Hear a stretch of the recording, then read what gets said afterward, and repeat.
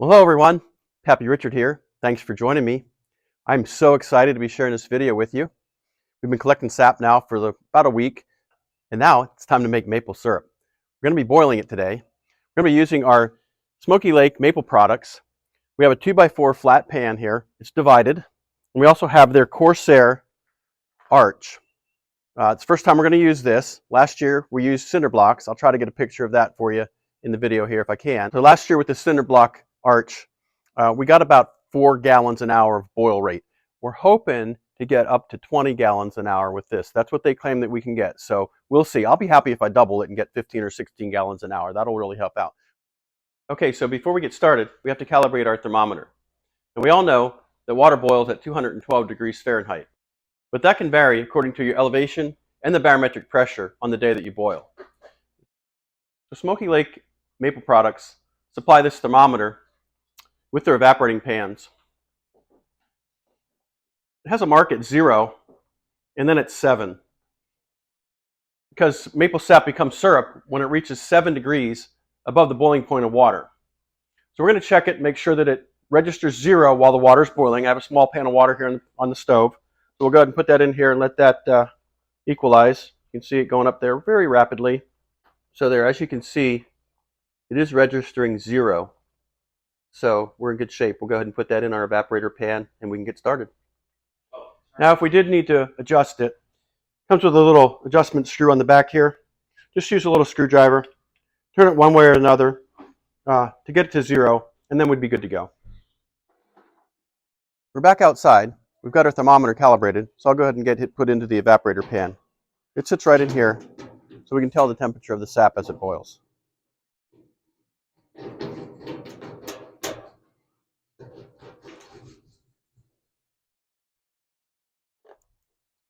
So here's the 275-gallon tote that we use to store the sap in before we boil. I'm going to go ahead and use some 5-gallon buckets, and we'll fill up the evaporator pan, and we'll get it started.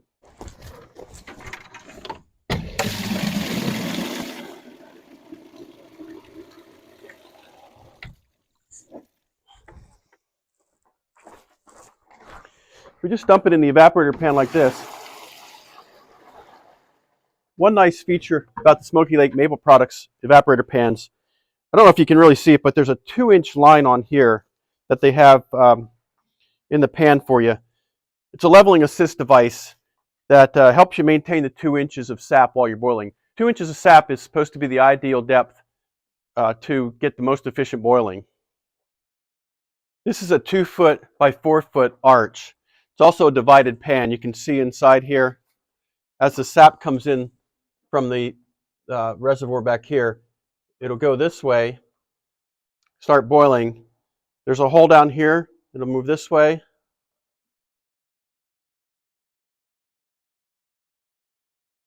It takes about 20 gallons of sap to get it to the 2-inch level here in this particular pan.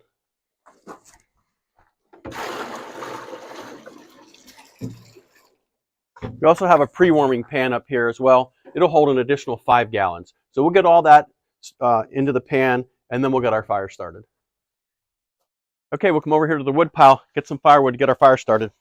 That's my son-in-law, Mark, behind the camera. Hi, Mark. Thanks for videotaping. He's the one that split all this firewood. So big shout out to you, Mark. I appreciate that. Get some here and get it going.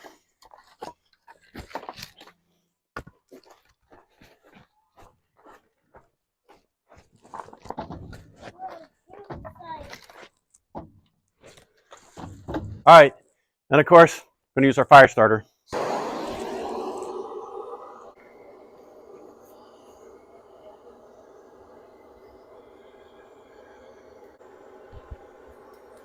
I'm really excited to try this Corsair arch out. I'm really expecting it to do a great job with the sap evaporating today, if we can get the fire started. So we've had our fire going for now about 20 minutes now. We're starting to get some steam off. It's not really boiling at a rapid rate yet, but you can start to smell the syrup already. That's really cool. One of the nice features about this Corsair arch is it has a sight glass in it, so you can see the fire without opening the door. You'll know when to add more wood that way. So that's a really cool feature. I'm really liking this so far. I'm not sure if you're going to be able to hear it on the video, but our sap is starting to boil now. So you can hear that low roar. I love to hear that low roar.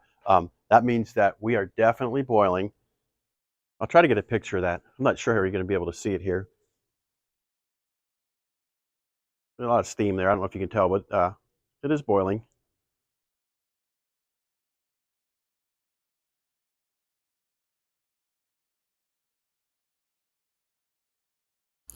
Since we were going to be here all day just watching sap boil, Mark decided it'd be a great idea to throw some ribs on the smoker.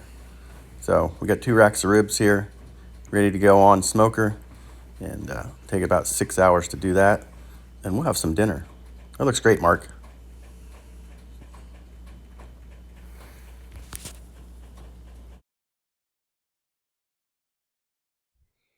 Okay, folks. Hello, kids and grown-ups. I'm here with my friend Richard, and we're making maple syrup. That's right. What do we need, Bo? Wood. We need some firewood. Woo! Here, Pat Richard. Get some more, Bo. We need more than that. Hurry up. 1, 2, 3. Some fat wood from the... Okay, get some more. Get some more. There we go. That's okay. Bring it over here. Where are we gonna put it? In there. In there. Okay, stand back. It's hot. Whoa! That's awesome. Yeah. Woo! Put it in there, Bo. Okay. Good job, buddy. Yeah. High five. Yeah. All right. That was awesome. That was awesome. Cool, dude. Yeah. All right, so neighbor Ben showed up. Hi, Ben. How you doing, buddy? Excellent. You enjoying this? Oh, yeah. Yeah, we put him to work. He's dumping our sap in here. He's a little taller than both of us, so a little easier for him. Go ahead, Ben.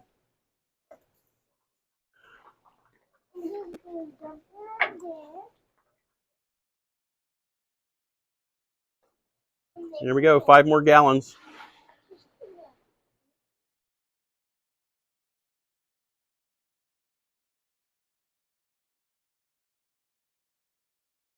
Great, Ben. Thank you so much. What are you thinking of this so far?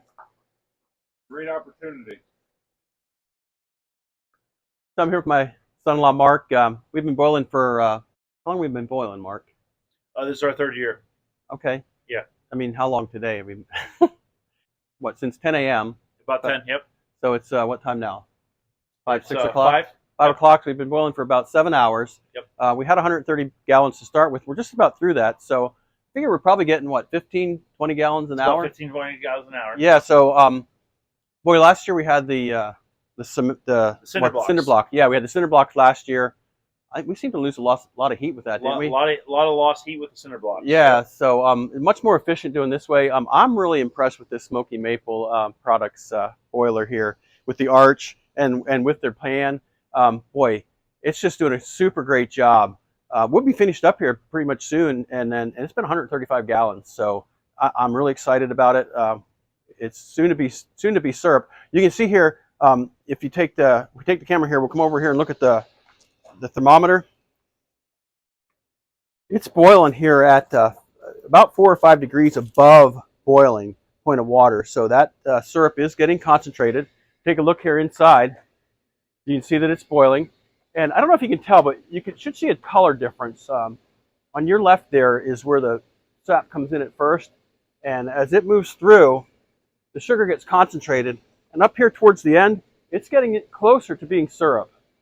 So it should be a darker color. I'm sure it's not showing up very well on the video here, but maybe we'll get a better shot of it later. So, and if I can make note to anybody that's a first timer, the thinner you split your wood, the hotter it's going to burn. That's right. Yep. So don't be afraid to split that wood much thinner. You're going to get a hotter heat generated from it, regardless of whether you're using this arch or whether you're using a cinder block. Yeah, that's true. That's true. Cinder blocks. Yes, what I found is they say it's about the size of your wrist. If you can get the wood split down to about the size of your wrist, then that'll create a much hotter fire, and you'll boil off your maple sap a lot quicker. So. Yep. Well, thanks, Mark. Appreciate you being here, man. Thanks, Dad. As you can see, it's gotten dark outside, but if you had any doubt as to whether this Corsair arch was producing any heat at all, all you have to do is look at this smokestack. Look at that thing glowing red in the dark. Oh my goodness. We are so excited with how well this arch is doing. Can't say enough about this Smoky Lake Maple Products arch and evaporator pan. Mark, go ahead and come around here and look at this. Look at this chimney or the smokestack. It is just glowing red. That's how much heat it's putting out. All right, Ben, what are we doing here, bud? This is about the last bucket. This is the last bucket, huh? All right. Get her done there.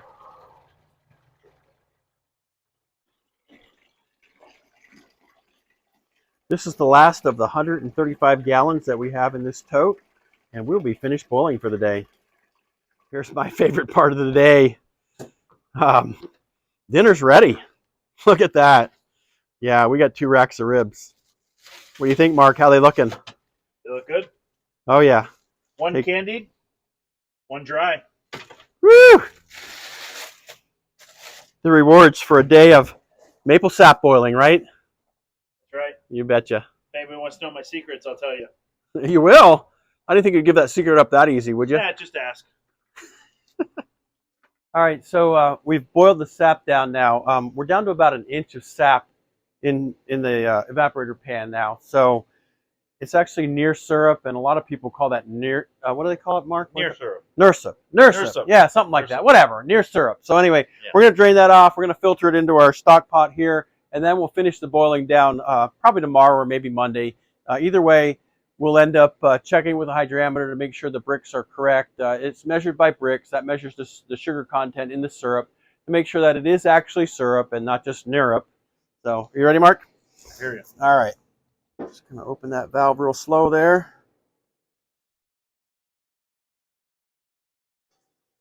It's got some pre-filters here in addition to the filter. And that's gonna filter out the sugar sand, which also is called niter. That's just the mineral deposits that are in the sap when it comes out of the tree. We'll show you a picture of the filter as well. It really does a good job with filtering that niter out.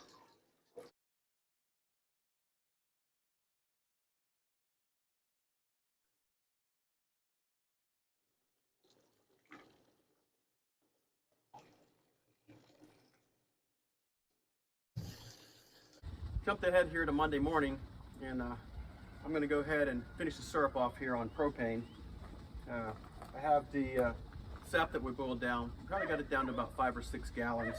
Have it in this stock pot. Right now I'm outside the entrance to my basement door here. I like to boil it here because of these 2 retaining walls. It really helps cut down on any breeze that's blowing through. That can kind of damper your boiling rate. So not really a lot of wind today, but if there was, this would really help with cutting down on that. So I do have a meat thermometer in here. It's monitoring the temperature. Right now it's at 216 degrees. Technically 219 is when it becomes syrup, but we're going to go ahead and use our hydrometer when it gets close. That'll measure the bricks just to make sure that it's at the correct density to be actually maple syrup. I'm using this ThermPro meat thermometer. It's really nice because you can program it to set an alarm when it reaches a certain temperature. Right now I have it at 217, just because it can go from 217 to 219 in a big hurry. So I just want to make sure I get here and don't end up overboiling it. Once we get it all boiled down to the proper consistency, we can take it inside and we can bottle it. Now, you may have heard that the sap to syrup ratio is usually about 40 to 1. That's textbook. That's really with sugar maples. It has a higher sugar content. Say that's about 2% sugar when it comes out of the tree. We've mostly red maples and some silver maples. You can really make maple syrup out of any maple tree if you get enough sap from it. What our experience has been about 80 gallons of sap to make a gallon of syrup. So I'm expecting to get about 1.5 gallons of syrup out of this boil this weekend. So we'll see how it goes. Okay, so I've been boiling for a couple hours now. It's getting really close to syrup. Temperature reading is reading 221. So that's what I mean. It doesn't always get to 219. Sometimes it has to go a little bit higher for it to become syrup. I want to show you here what it's doing in the boiling though. As it gets close, it starts to boil fine like this. This is why it's important to keep a very close eye on it, because this will boil over and you'll ruin your syrup. So we're going to turn that gas down a little bit. Okay, that's much better. I do have my hydrometer in place here, my hydrometer cup in place here, and I'm going to go ahead and check it now to see how close we are. I keep the hydrometer cup inside the pan so that it heats up with the syrup. That way when I do check it, the cup doesn't cool down the syrup too much. So we'll go ahead and fill that up. Check that with our hydrometer.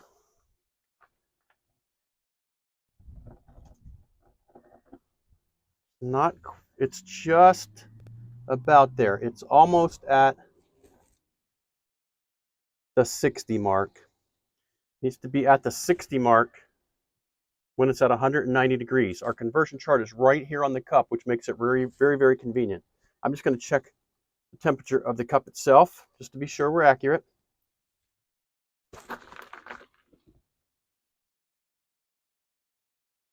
About 210. About 209. And we are floating at 60. So we're going to call it syrup. This is about as close as we're going to get it. Propane off, time to bottle. So as you can see, I brought the syrup inside. This is my processing room where I do all my processing of my honey, my maple syrup, any type of things like that. Since we were boiling the syrup for an additional time, it will create some more niter or sugar sand. So we're going to have to filter it one more time. I have a smaller pan here. I have my Orland filter. I got several pre-filters in it as well. So we'll pour it through that, filter it out one last time, and then we'll show you how to bottle it.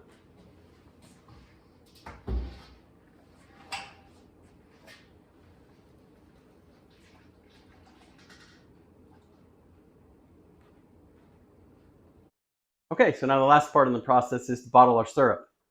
I went ahead and prepared the jars that I'm going to be using by boiling them for at least 10 minutes in boiling water to sterilize them. I also have some of the lids for the bottles here as well. I sterilized them as well. The syrup is in the stock pot right here. Now, when you bottle your syrup, you want to maintain the temperature of the syrup between 180 degrees and 190 degrees Fahrenheit. This ensures that the inside of the bottle will stay sterilized, and it also helps get a good seal around the lid. You don't want to go any higher above 190 because once you get above 190, it starts to boil again. Once the syrup starts to boil again, it's going to start forming niter, or the sugar sand like we talked about earlier. It's not going to harm you or anything. It's not a health hazard or anything, but it will make the syrup taste kind of gritty. And after it settles, you'll have a layer of sediment on the bottom of your jars. It's just a little bit unsightly. So you do want to avoid getting above 190 degrees, just for that fact. I have a pair of canning tongs here I'm going to use to lift the bottles out, and then I have a narrow necked funnel to pour it into the jars, and then I also have a 4-ounce ladle here that I'll use to ladle it into the jars. I'm actually going to grab 2 bottles out right away, and I'll show you why I do that in just a second.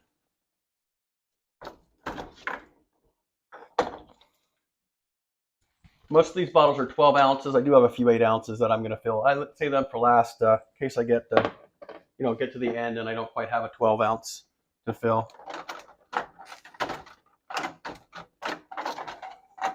I get 2 of these out and drain the water out.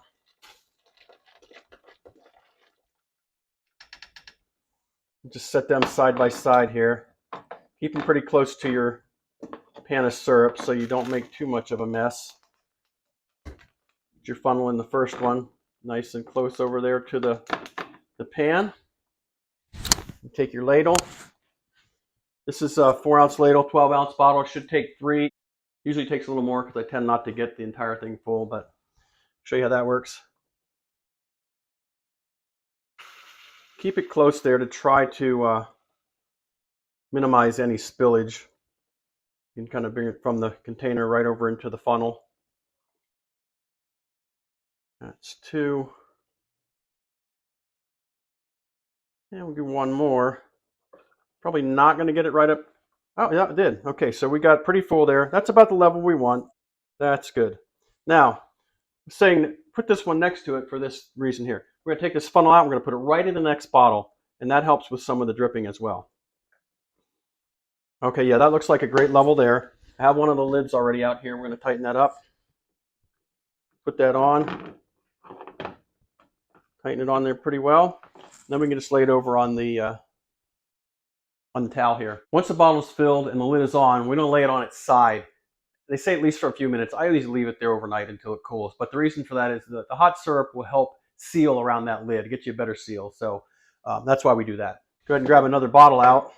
Set yourself up here for success.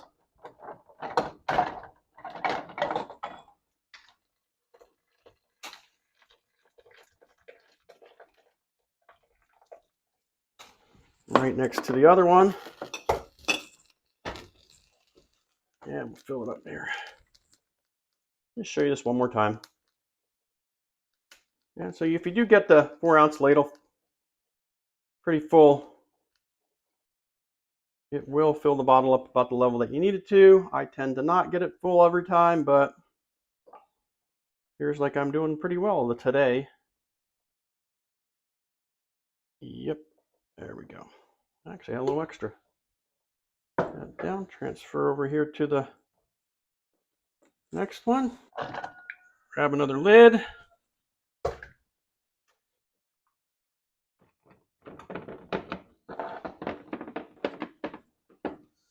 Nice and tight.